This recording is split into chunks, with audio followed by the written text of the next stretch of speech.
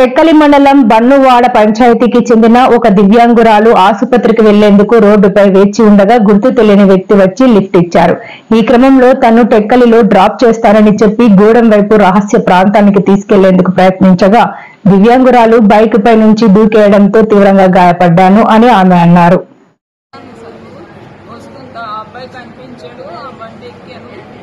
ఎక్కిస్తే ఆపు ఇదోటి ఇక్కడే హాస్పిటల్ ఉంది, ఇక్కడే ఆపండి అంటే లేదమ్మా వేరే సైడ్ నుంచి నీకు తీసుకెళ్తాను, ఎందుకు ఆపుతాను అన్నాడు.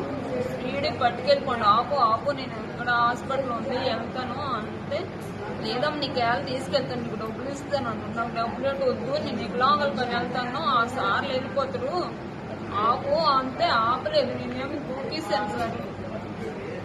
అతని పేరేం లేదు